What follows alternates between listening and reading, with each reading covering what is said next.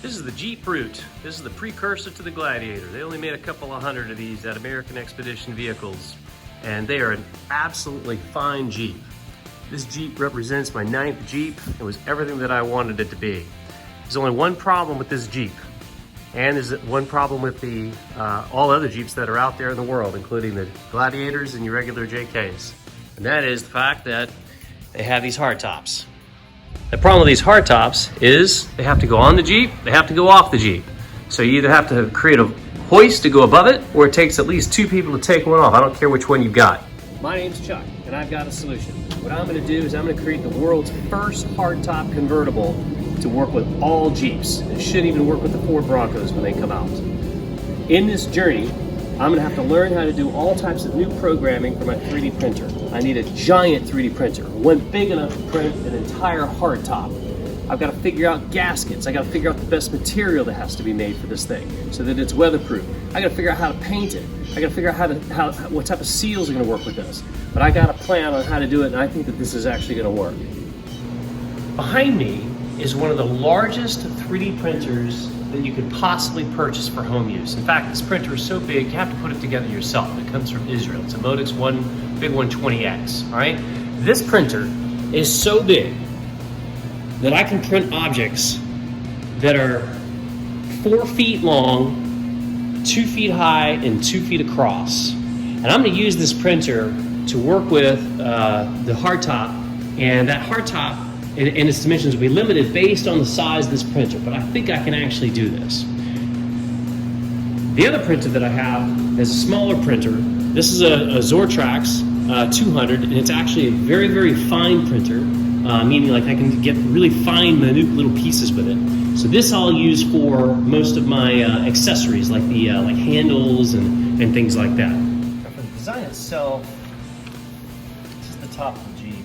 And what I've been thinking about doing here is I need to try to make something that I can mimic the actual top, but make something that people are gonna like, where they can just flip the top back, right? So first off, I gotta get rid of these Freedom tops because those just simply are too hard. By the time I'm done, I'm gonna be able to take this hard top down faster than somebody can take their Freedom tops off. In fact, probably faster than 2 people can take those Freedom tops off. So in any event, what I wanna do is I've been playing around with 3 panels on the top, or 4 panels on the top, and definitely for the Gladiator and the Brutes, the 4-panel system will work better. And I believe it's gonna work better for the regular Rubicons and things too.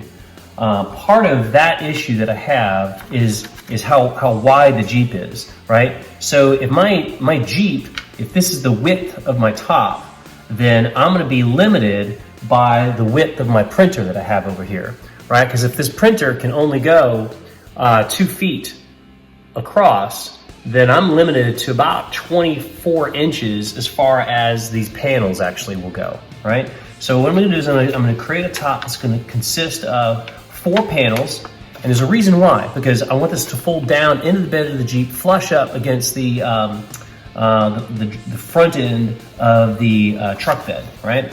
So what's gonna happen is this guy, the first panel in the front, I would have fold up so that you can pop it back while you're driving, or come to a stop and pop the thing back, and now you got your sunroof or moon roof or whatever. Then I need to have the thing come back, so second and third tops, right? So I'm gonna have panel 1, 2, 3, 4, and these guys this is gonna be sitting here like this, latch down. Then you'd lift these up on top of the 4th panel, okay?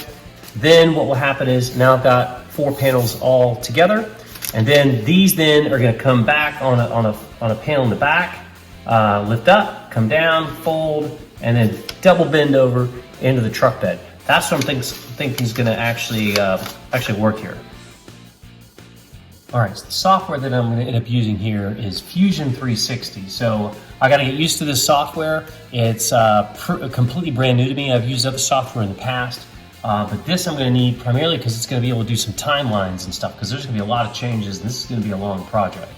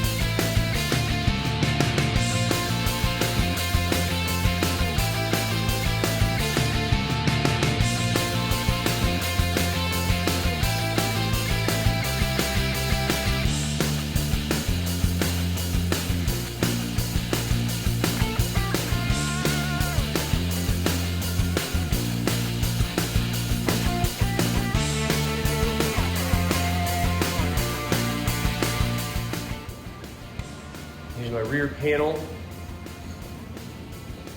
with the window spots.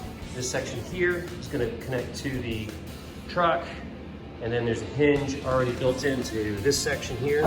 Actually, not yet, actually. This bottom part's got the hinge in there. And that's going to pull down, and these are my side rails still upside down.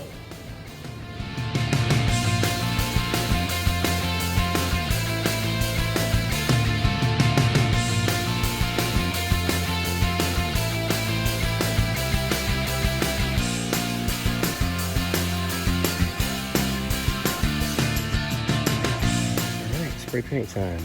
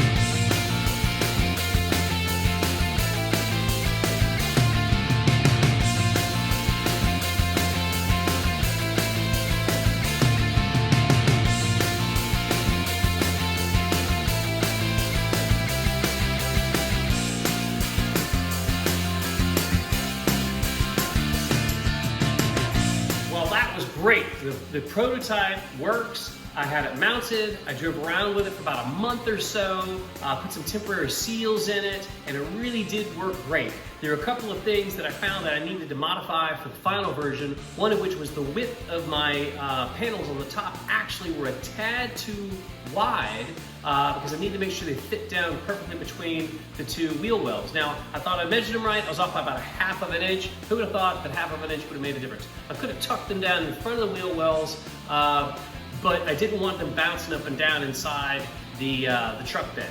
So actually, one of the things that I've done that you'll see in the next video is I've created a cushion that fits down inside that everything rests on, so it straps down real well, and it does flush up right up against the bed. The second thing was, I don't know if you can tell in that video, first off, what's great about it is you can see I can take the whole hardtop down in 60 seconds by myself. Now, that was with the hardtop weighing quite a bit actually, because this was filmed during COVID, and all I could get hold of was some PLA material because you couldn't get any ABS or PETG. I was able to get a bunch. I still got a ton left over, as you can see up there. There's a bunch over here in the corner.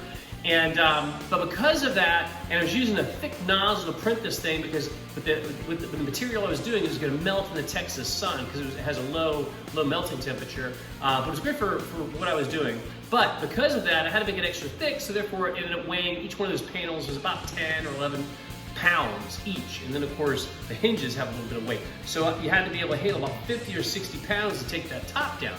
Now, what you'll see in the second video is I was able to finalize what material I could based on doing research and practicing with the printer here with warpage, what would print the best, print the lightest, would be easy to fiberglass, sand, and paint, but yet not be super heavy. Goal being to get that hardtop down to something that somebody that just needs to lift about 30 pounds or so could actually fold that thing back and set it down inside the truck bed, or fold down into the back of a Rubicon. All right. So Great project. You're gonna see the part 2 coming up shortly. Please like this video.